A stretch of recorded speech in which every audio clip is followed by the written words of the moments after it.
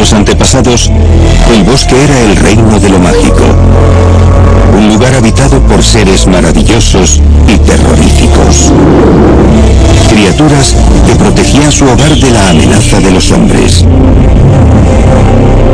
¿Qué verdad esconden estas leyendas? ¿Quiénes eran realmente los guardianes del bosque?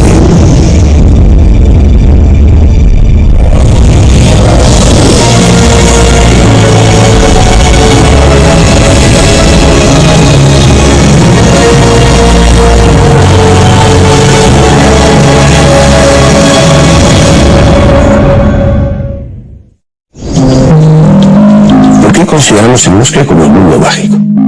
¿Por qué cuando queremos estar con nosotros mismos nos vamos al bosque? Cuando tú te metes en él, te aíslas, te pierdes en ti mismo dentro de ese mundo lleno de árboles, de ruidos, de cantos. En el bosque no hay luz eléctrica, no hay señales, está lo salvaje. Los bosques son nuestro primer hogar. Tiene que estar en nuestros genes, que hasta hace nada hemos vivido en esos ambientes. Durante más de 1 millón de años, el ser humano pasó las noches bajo las estrellas. Pero una chispa lo cambió todo. Nuestros antepasados no han vivido en cueva hasta que no hemos controlado el fuego, porque realmente entrar en una cueva oscura, fría y sin saber lo que te vas a encontrar es complicado. Cuando fuimos capaces de domesticar el fuego, la cueva es algo fundamental, es un sitio que nos protege, es un sitio donde podemos trabajar porque como ya tenemos fuego, tenemos luz. Y además es un sitio donde alrededor del fuego podemos pasar las largas noches contando historias. Al calor de la lumbre, el ser humano comenzó a utilizar una nueva herramienta, la imaginación. Se piensa que en torno al fuego, cuando se contaban esas historias, nuestros antepasados veían las siluetas de los humanos reflejadas en las paredes de la cueva y que quizá fue la primera idea para empezar a hacer pinturas dentro de las cuevas. Hasta comienzos del siglo XXI, se pensaba que estas pinturas se hacían como un ritual para atraer la caza. Pero en las cuevas de Altamira, los últimos estudios nos desvelan otra realidad. Los habitantes de Altamira consumían en un más de un 85% ciervo. Es decir, ¿pintaban bisontes? Sí. ¿Comían bisontes? Pocos. Entonces, ¿por qué pintar decenas de bisontes? Tenemos que pensar en estas figuras más bien como en un lenguaje, como una comunicación simbólica entre los humanos. El culto a la naturaleza fue la primera forma de pensamiento simbólico en el Homo sapiens. Lo que ha hecho que el ser humano evolucione es la imaginación y la abstracción, sin duda alguna. Los animales no son capaces de pensar en qué podría ocurrir, sí, eso el ser humano sí que lo hace. A veces vemos que no somos capaces de tener las características de cómo se mueven los animales por el bosque, por la naturaleza.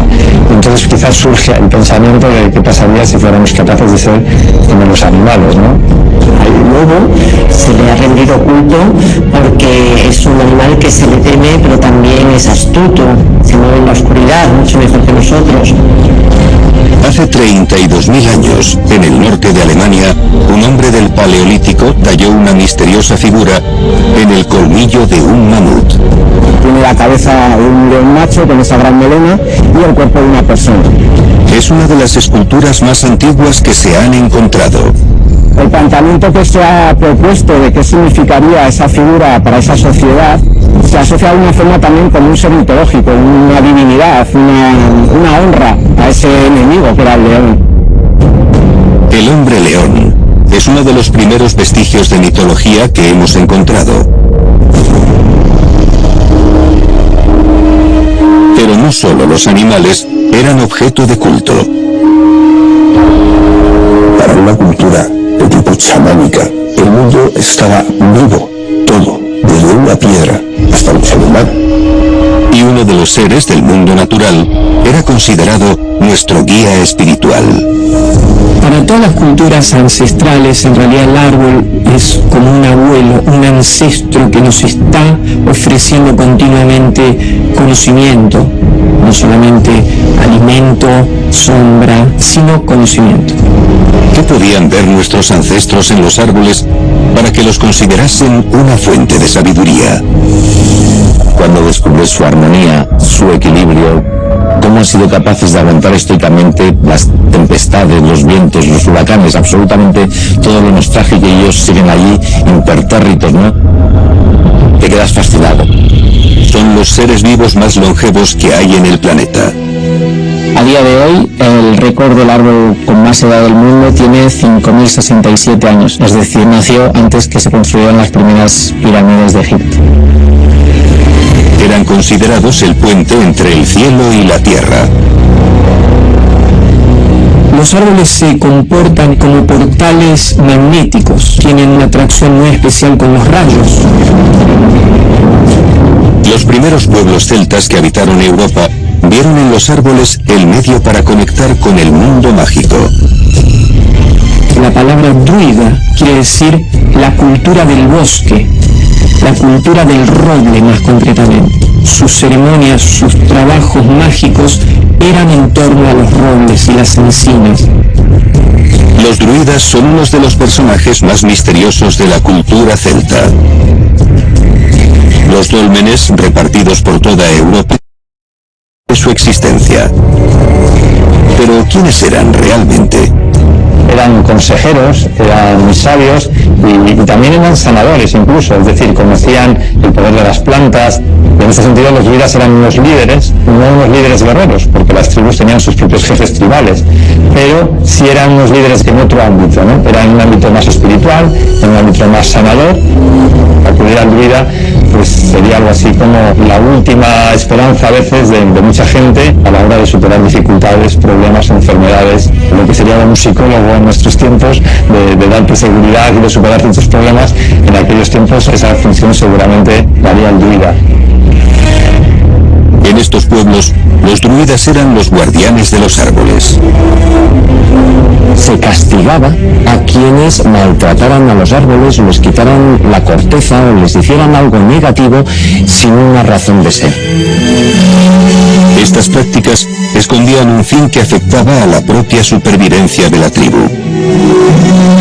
Para ellos los árboles venían a ser sus escudos ante las fuerzas enemigas. Ellos conocían el bosque, era su terreno, era el lugar que además les defendía de los extraños. En este caso, por ejemplo, los romanos que subían hacia el norte.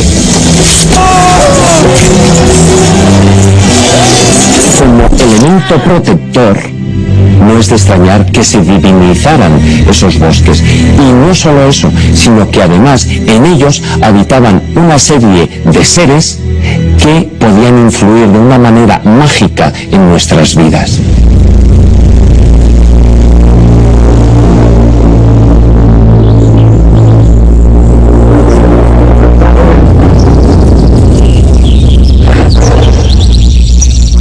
Todas las culturas existen los señores del bosque. Los señores del bosque son aquellos que protegen el bosque de aquellas injerencias de personas que no están preparadas o están cometiendo un tabú. Normalmente se les asocia a seres gigantescos, a seres muy peludos, a seres ambivalentes que pueden ser buenos o malos en función de nuestro comportamiento. Es decir, si tú vas a un bosque a cazar animales sin pedir permiso al espíritu de ese animal, o vas a talar árboles sin pedir permiso al espíritu del árbol, pues normalmente suele tener consecuencias.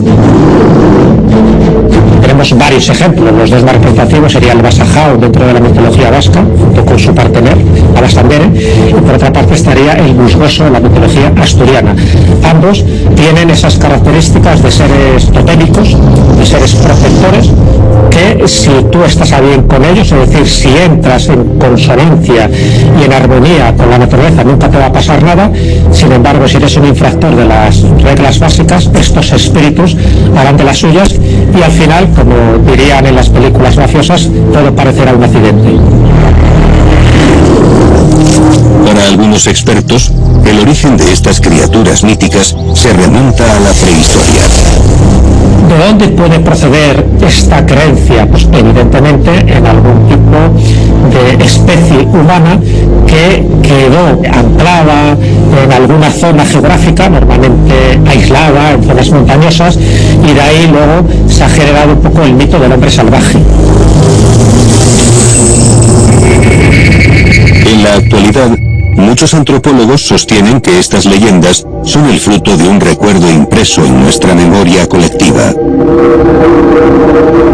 De aquellos tiempos en los que convivimos con el hombre neandertal.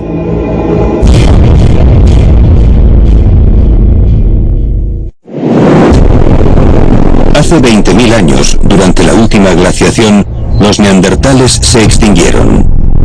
Para muchos expertos, los últimos supervivientes de esta especie pudieron inspirar la creación de leyendas. ¿En qué se diferenciaban de nosotros?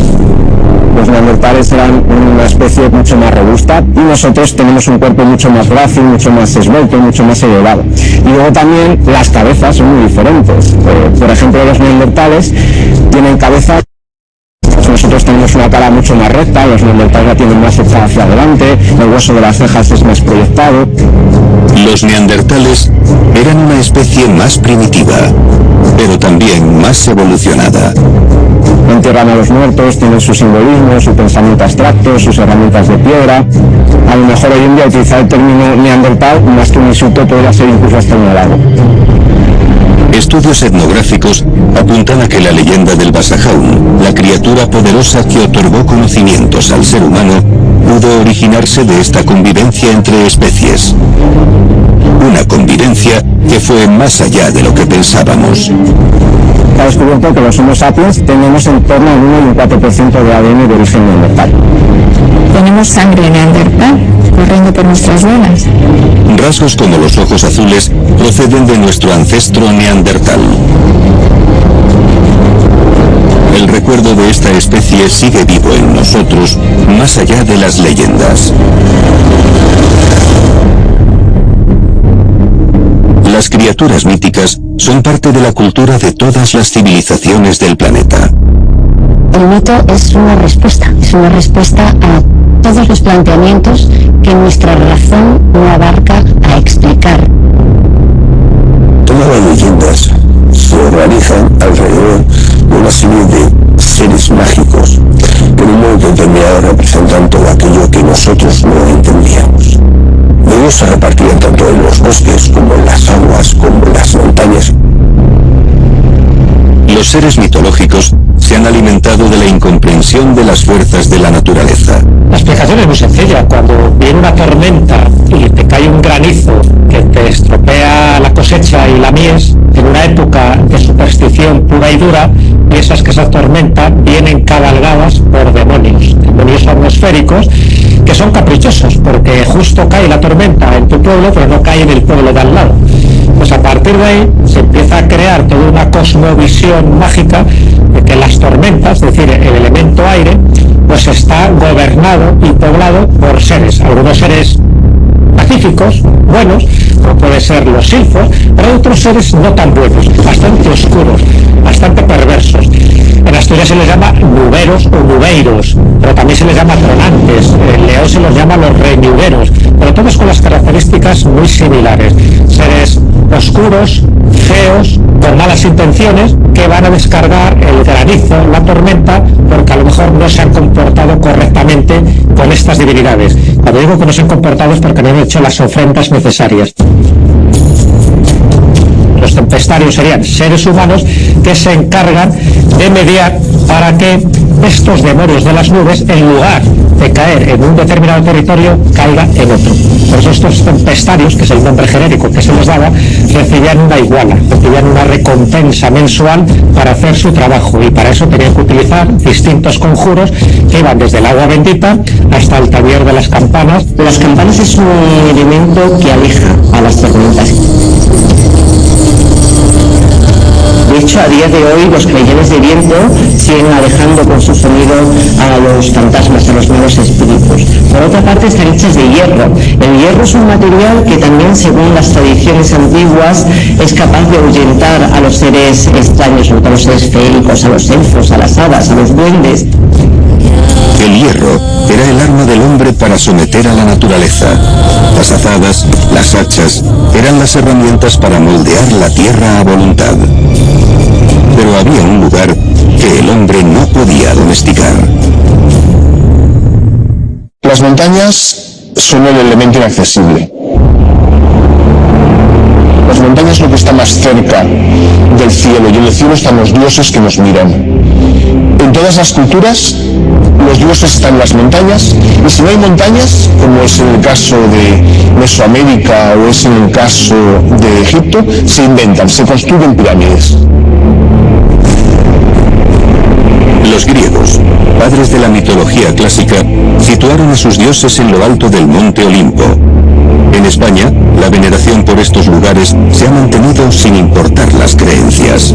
Cuando Muleyhacén, el padre de Boabdil, muere, pide: entiérrame lo más cerca del cielo y lo más lejos de los hombres. Y lo entierran en Sierra Nevada. El pico más alto de la península ibérica sigue llevando el nombre del rey Mulhacén. Esta simbología de poder fue utilizada también como arma estratégica. No es casualidad que los castillos se construyan en lo alto de montañas, no solo porque es más fácil defenderte cuando el enemigo tiene que subir hacia arriba, sino porque hay un elemento psicológico de que está mirando desde arriba Dios y el Señor. En el pasado, algunas montañas cobraron vida en las leyendas. Grandes colosos que provocaban los aludes y desprendimientos. Eran los gigantes, un mito inherente al ser humano. Es universal, en Galicia se habla de los mouros, en Cataluña se habla de los gentiles. Incluso en la Biblia, ¿no?, nos encontramos con esos gigantes anteriores al diluvio. Al llegar a Sudamérica, Magallanes describió en su diario hombres tan grandes que nuestra cabeza apenas llegaba a su cintura. Los llamaron patagones por el enorme tamaño de sus pies. Y a su tierra, la Patagonia. Enfermedades que afectan al crecimiento humano podrían haber inspirado algunas leyendas de gigantes. Pero no todas.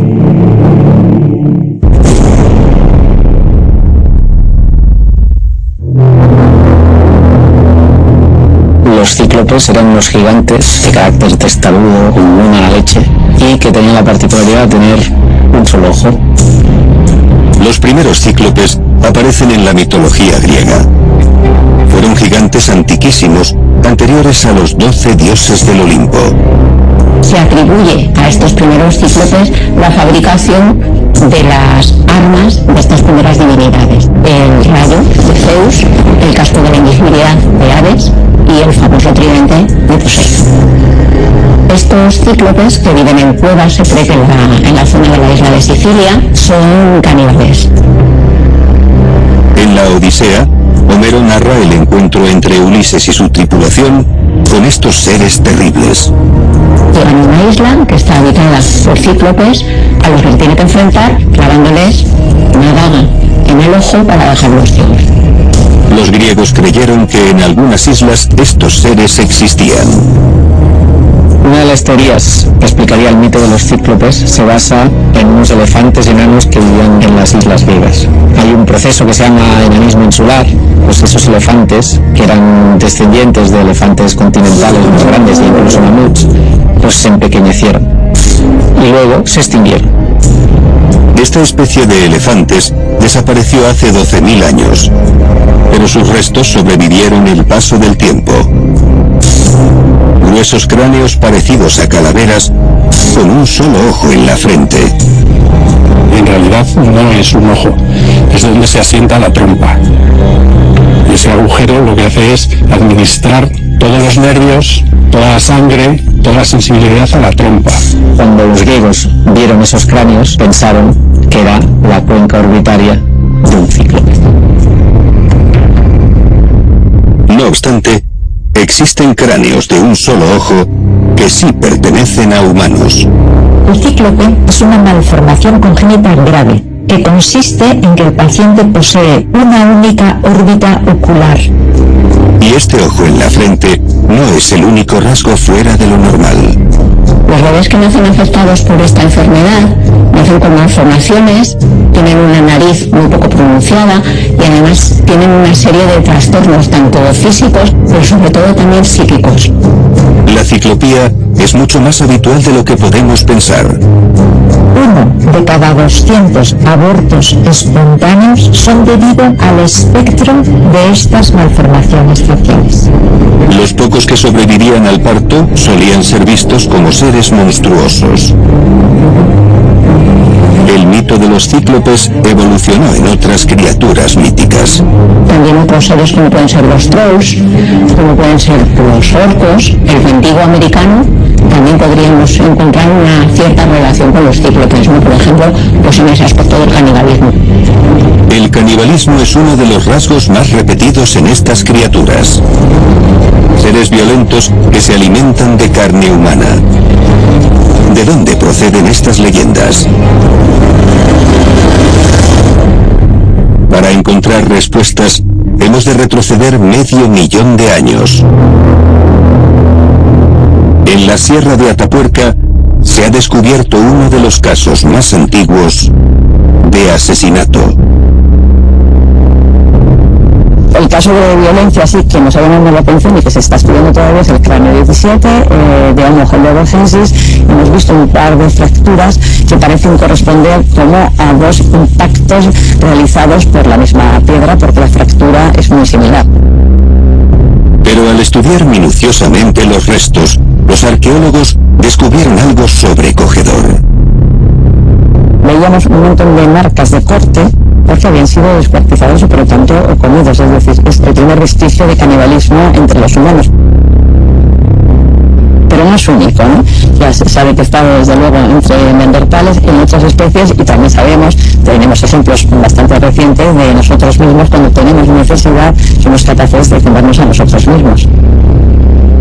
El canibalismo ha sido siempre un tabú para el ser humano. En la época de los descubrimientos, los conquistadores tuvieron numerosos encuentros con tribus antropófagas. Algunos llegaron a ser capturados por los indígenas y comidos a modo de ritual. Pero estos actos brutales se han cometido en todas las culturas del mundo. Los expertos sostienen que el lado más violento y oscuro del ser humano es el origen de los seres monstruosos de la mitología. Pero, ¿somos violentos por naturaleza? El ser humano no es violento por naturaleza. El ejemplo más claro lo tenemos en los niños. Un niño con 3 años empieza a desarrollar una de las grandes cualidades, que es la creación de empatía. En el momento que un niño tiene empatía, no le sale de motu propio hacer mal. Lo que es evidente es que al final es la educación a nivel familiar o a nivel social lo que provoca que haya elementos que se pierdan por el camino o que incluso tengan algún tipo de enfermedad psicosocial. Y eso es lo que les hace ser malvados. Lo que sí es cierto es que siempre jugamos en el filo de la navaja. El hecho de que tengamos esa cualidad que es la empatía que nos diferencia de la mayoría de las especies animales, también esa empatía nos hace tener conocimiento de cuál es la debilidad del contrario. Siempre en las historias y en las leyendas se suele producir una lucha entre el bien y el mal. El nudo de nuestra existencia en este plano material, la dualidad. Si simbolizamos esta dualidad en vez de como algo negativo y algo positivo, lo simbolizamos como lo han hecho en Oriente, como el yin y el yang, 2 fuerzas antagónicas que se complementan, estamos mucho más cerca de vivir en armonía con el universo dual.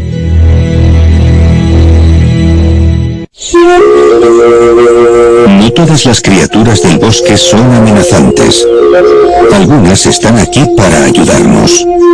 El musgoso es un personaje muy peculiar porque lo primero que hace es fusionarse con la naturaleza, ¿no?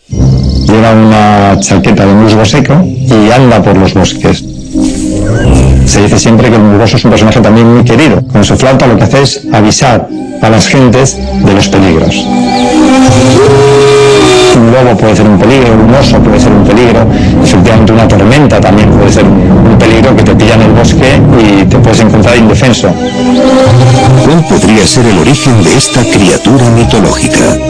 La flauta es un sonido que se puede asemejar mucho a un canto de determinados pájaros.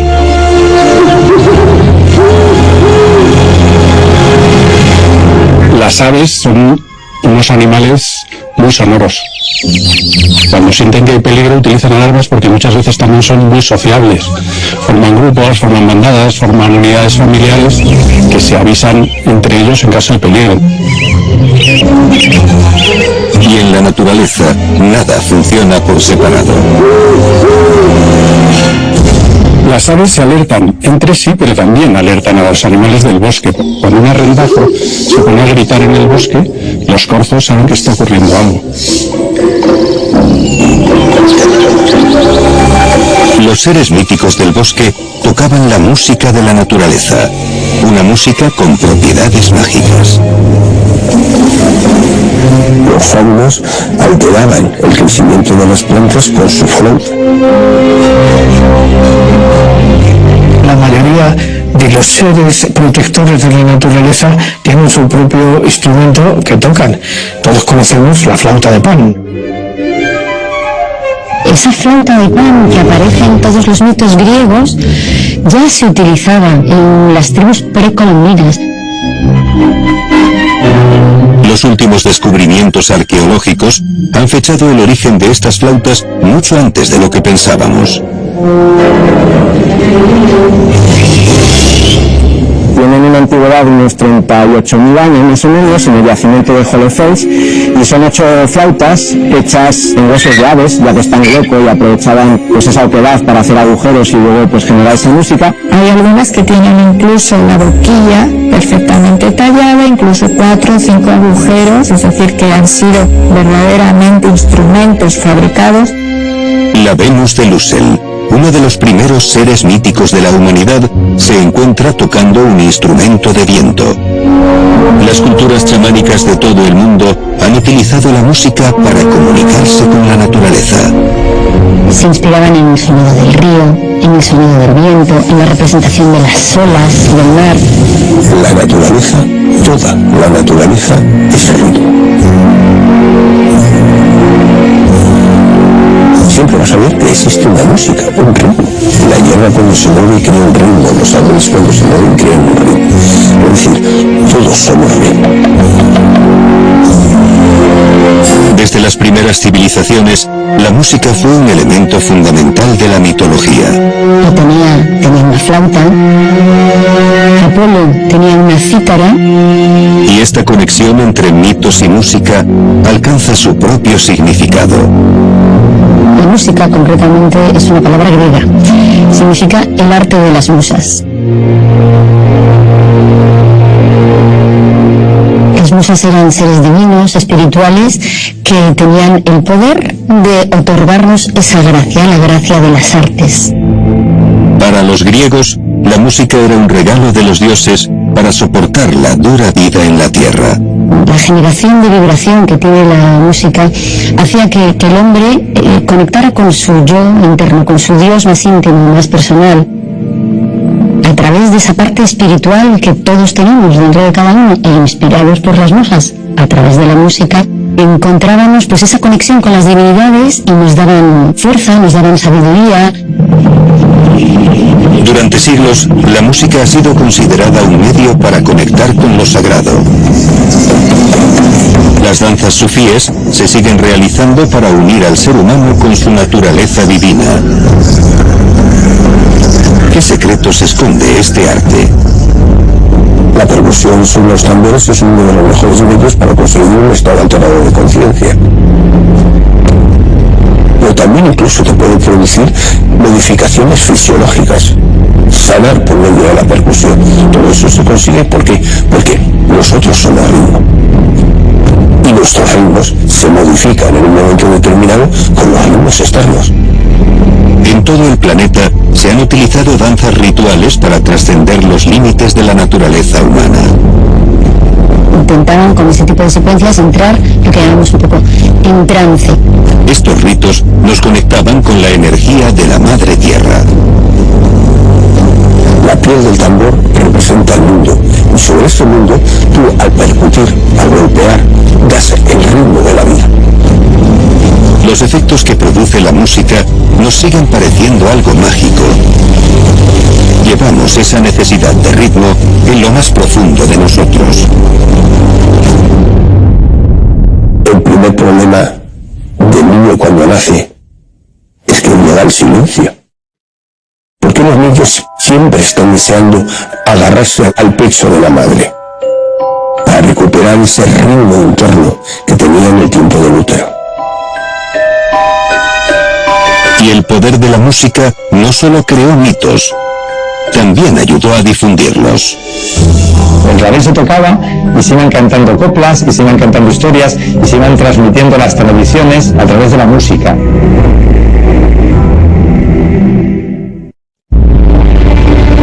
Cuentan las leyendas que velaban a los que dormían en el bosque. Si despertabas en mitad del sueño, podías verlas fugazmente.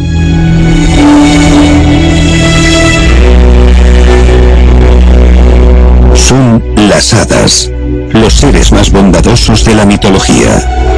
Su presencia iluminaba a las criaturas del bosque y el corazón de los hombres.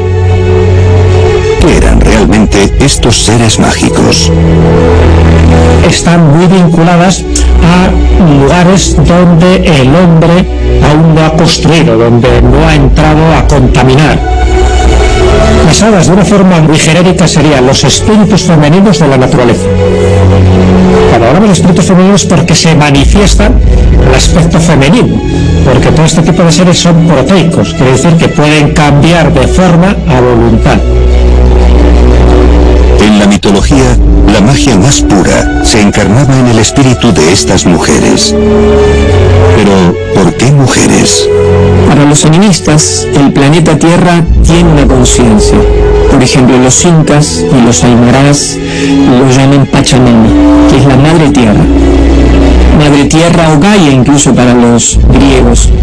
Como madre tiene una esencia femenina porque da nacimiento a todas las especies y nos alimenta. Es una cualidad muy femenina. Toda la naturaleza estaba imbuida de este gran espíritu femenino. Por eso hay hadas vinculadas a los árboles, hay hadas vinculadas a los ríos, a los lagos, a las montañas.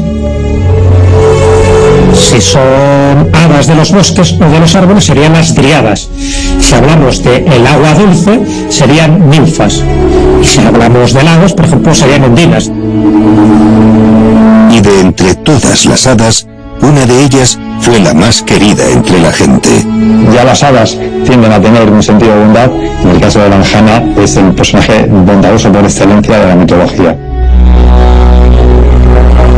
Hay una frase muy extendida que dice que todas las personas debían ser anjanas para todas las personas, en el sentido de que si todos hiciéramos el bien con los demás, pues como la anjana, pues este mundo iría mejor.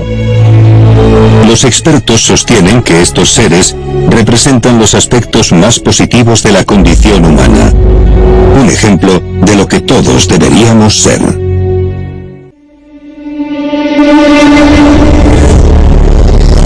A lo largo de la historia, existen testimonios de encuentros con misteriosos entes femeninos, aunque no siempre se les da el mismo significado. Lo que hay es conexión con las apariciones marianas. Se ha dicho, también de una forma muy simplista, que las apariciones de hadas del pasado son las apariciones marianas de hoy, lo cual es reducir demasiado el problema y el misterio. Es verdad que ambas apariciones tienen similitudes. Estamos hablando de entes femeninos que se aparecen en la naturaleza, normalmente encima de árboles, que suelen dar un mensaje a las personas que se aparecen, gente humilde, y ese mensaje tiene luego unas connotaciones cristianas posteriormente, cosa que en el pasado, cuando se aparecían estas entidades élficas, pues su mensaje era casi siempre ecológico. Todo depende de la explicación que se dé al fenómeno. Es decir, la gente lo va a identificar con su ámbito sociocultural. Si es muy religioso, lo identificará con una aparición mariana. Si no es religioso, pero sí que cree en el mundo sobrenatural, pues igual lo identifica con un ser esférico o con un hada o con algo de otro plano dimensional más mágico. Y sin embargo, si es una persona que considera o cree en lo que es el fenómeno ovni, igual te puede estar hablando de un encuentro en tercer grado. Algunos investigadores creen que estas apariciones podrían tener su origen en lo más profundo de nosotros, ser el resultado de sueños lúcidos. El sueño lúcido produce una realidad que es realmente tu subconsciente, lo estás creando tú. Estas experiencias se sienten tan reales como la realidad ordinaria, pero en ellas pueden pasar cosas extraordinarias. Si hablamos de los casos de personas que se han quedado dormidas en un árbol y han tenido una experiencia con duendes o con hadas, ahí sí que podríamos sospechar que estamos con un caso de sueños lúcidos. Si la persona se ha dormido, dice que se queda dormida bajo un fresno, y de repente al despertar le han tocado y le han llevado a otro mundo, muy probable que estuviera soñando lúcidamente. Como el sueño lúcido, viaje astral, es 100% real, tomas la realidad onírica por una realidad de vigilia. Es lo que llaman en el mundo de los sueños lúcidos un falso despertar. Crees que has despertado en la realidad de vigilia y sin embargo sigues en el sueño lúcido. Digo esto porque cuando la persona viaja a ese otro mundo de las hadas, en muchos relatos dicen que viven años allí y cuando regresan aquí no ha pasado tiempo. Es que eso es lo que les pasa a los soñadores lúcidos. Cuando tú sueñas lúcidamente, el sueño lúcido no puede durar más que un sueño ordinario, dura lo que dura la fase REM. Estamos hablando de 15, 10 minutos, 15, 20 máximo, a nivel cerebral. Pero a nivel de experiencia, si consultas con cualquier soñador lúcido experimentado, te dirá que ha tenido sueños lúcidos que han durado meses, incluso años, a nivel perceptivo. Y sin embargo, en la realidad física no han pasado nada más que minutos. Esto es lo mismo. Pueden ser sueños lúcidos, perfectamente. La naturaleza ha sido durante siglos la mayor inspiración de la mitología. Porque la magia está en el bosque.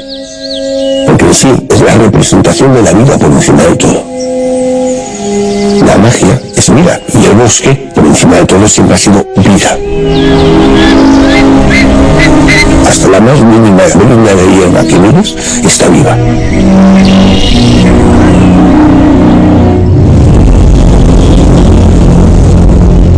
Antes de la vida moderna, de la industria y las grandes ciudades, el ser humano vivió durante siglos en la misma naturaleza. Su vida dependía de ella. Y existían ritos y cultos para tenerla de nuestra parte. En algunos pueblos de España se siguen celebrando ritos cuyo origen se remonta al Neolítico. Mascaradas como la Bijanera en Cantabria o los cucurrumachos y jarramachos de Ávila. ¿Qué significado poseen estas ceremonias? Es la hibridación entre el ser humano y su entorno. Venerar esa naturaleza que te está dando el sustento. La vida de las personas se guiaba por el cambio de las estaciones. Un invierno muy largo podía significar el hambre y la muerte. Este tipo de sociedades agrarias lo que intentan es marcar ese comienzo en el que el sol comienza poco a poco a crecer, los días se van alargando e intenta propiciar que la primavera llegue cuanto antes. La naturaleza había quedado inerte durante el invierno y era el momento de que cobrase vida de nuevo. Es una forma de despertar a esa naturaleza y que comience un nuevo ciclo. Estas mascaradas eran tomadas por los más jóvenes como su propio rito de iniciación. Los llamados zarramacos hacían sonar sus campanas del alba al anochecer. Cada zarramaco está llevando más o menos entre 35 y 45 kilos. un chaval de 16, 17 años, lo que ocurría antiguamente era que dejaba de ser el hijo de o el nieto de para que todo el mundo hablase de que era el más fuerte. Los que participan no las consideran fiestas ni carnavales, sino tradiciones vivas, tan antiguas como el ser humano. Nos unen con lo que sentían nuestros bisabuelos, nuestros tatarabuelos y todas las generaciones que durante siglos han poblado estos valles de Cantabria.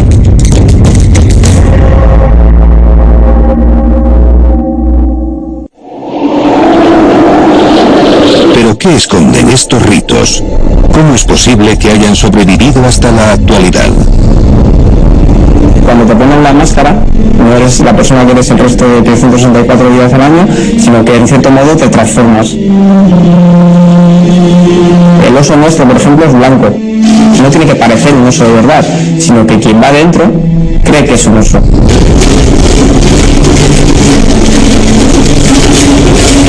No estás representando, no estás imitando nada, sino que tú eres. Conectar con el lado más primario de la naturaleza parece activar instintos dormidos en el ser humano y desarrollar una nueva visión del mundo. Todos los chamanes pasan por la experiencia de transformarse en su propio animal de poder, pero no es el chamán vestido de animal, sino que es el animal. Con lo cual, lo más curioso de todo es pensar como el animal. Y empiezas a percibir, a oler, a ver exactamente igual que el animal en el que te has transformado. Volvían de esa experiencia y sentían una conexión intensísima con esa especie en la que se habían transformado. Y a partir de ahí, ese animal se convertía, por supuesto, en un protector y en una fuente de sabiduría. En la actualidad, estas prácticas son vistas como algo del pasado. Hemos perdido el contacto con la naturaleza, con lo cual hemos perdido mucho del lenguaje natural que teníamos para relacionarnos con las demás especies.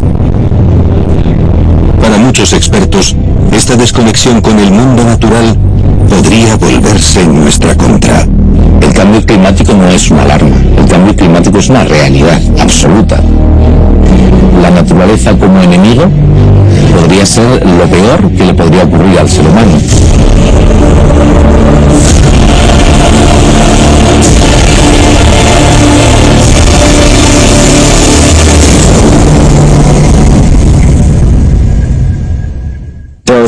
Diversos estudios demuestran que cuantos más seres vivientes tengamos alrededor, menos problemas psicológicos sufriremos de adultos. Se ha demostrado que caminar sobre tierra con los pies descalzos es más efectivo que tomar antidepresivos. A veces es difícil hacerlo si vivimos en una gran ciudad. Hay gente por todas partes. Está todo pavimentado, lleno de edificios. No propongo que volvamos a vivir en las montañas, porque el mundo no funcionaría. Pero es importante recordar que formamos parte de la naturaleza. No estamos aislados de ella. Somos la naturaleza. Las ciudades son construcciones naturales porque las hemos hecho nosotros, igual que las termitas construyen sus termiteros. Las hormigas construyen hormigueros, los seres humanos ciudades. Pero no debemos separarnos por completo de la vida.